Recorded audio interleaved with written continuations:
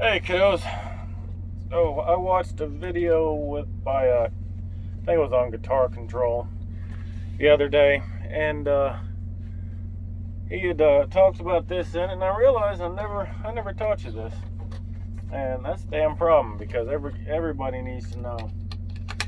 It's how to group your chords, whether between major and minor. So, like if you're gonna play something in A minor, how do you know if you want to play G with it or C? Then how do you know if you want major or minor chords to make it sound best?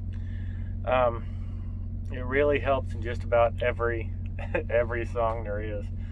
So, just to run through this real quick, it's pretty simple. If I want to play something in A minor, then I need to find the relative major to the minor. The easiest way that I know of to figure out what chords and what notes go together is off the major scale.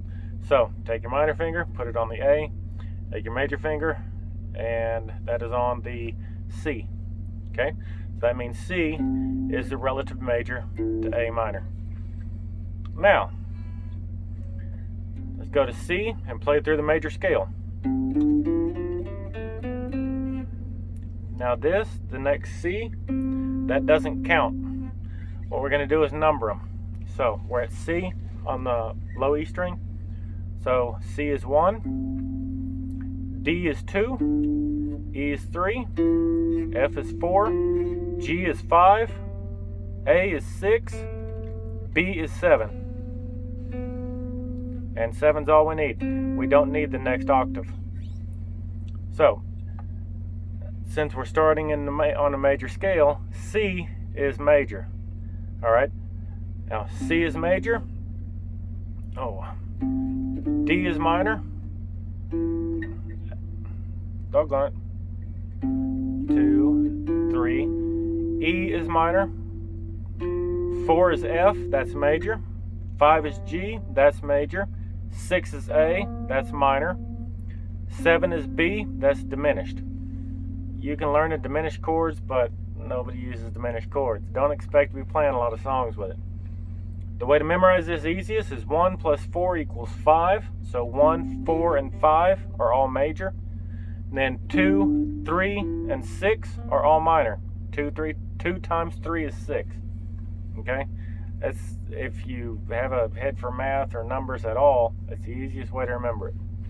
What we're going to do, just to point this out and so you know what I'm talking about, we're going to go through all the majors, 1, 4, and 5. That's C, F, and G. And then throw in A minor, because if you're going to play C major, you might as well play the relative minor to sound the best. So what we're going to do is C major, F major, A minor, and G major. Okay?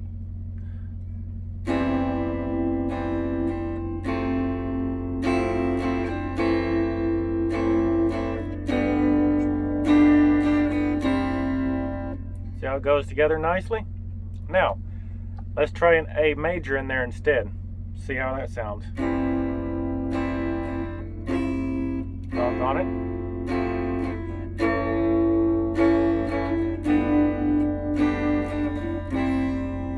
Sound like hell? What about F minor instead of F major?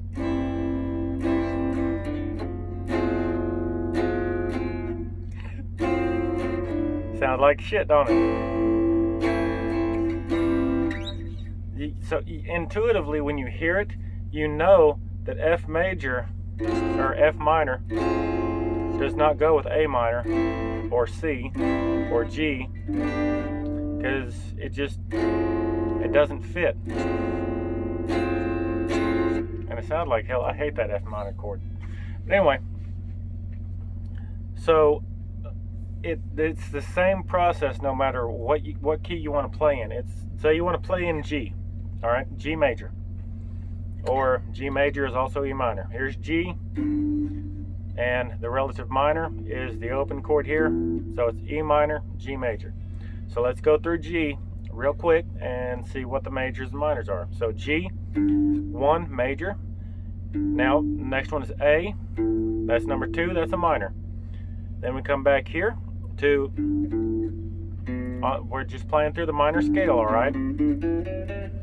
So 1G is major, 2 is minor, that's A, 3 is B, 3 is a minor, 4 is C, 4 is a major, 5 is D, 5 is a major, 6 excuse me, is E, 6 is a minor, and 7 is F. Yeah, no, F sharp, G flat, whatever. And that is 6 or 7 is the diminished. Okay. Yeah, that's what it is. So what we're going to do is do all the majors. So G major, and then number 4 we're going to do C major, and then 5 is D major. So G, C, D. Okay.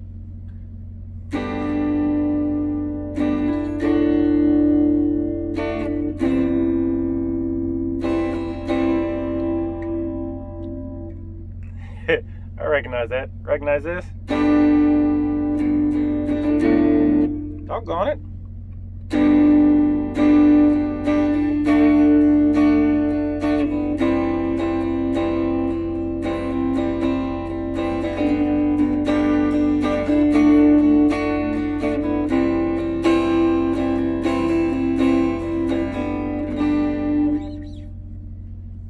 So that's how it works. And majors, minors, that's how you fit everything together. Now, it also, I understand you're saying, well, just because you know the chords doesn't mean you can actually play stuff, because power chords and solos and all of that, but it's all the same foundation. Which is why you can't play an E power chord and then switch up to,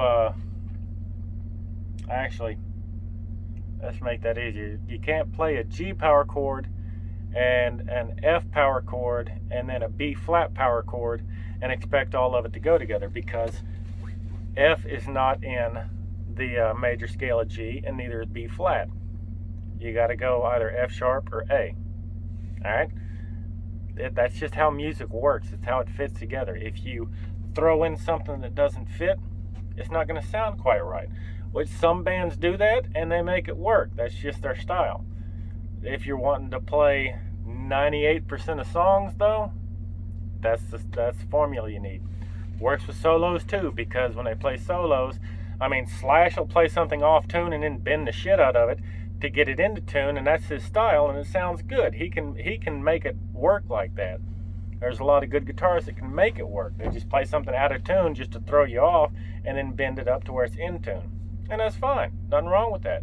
But the vast majority of your playing, when you're playing through scales to figure out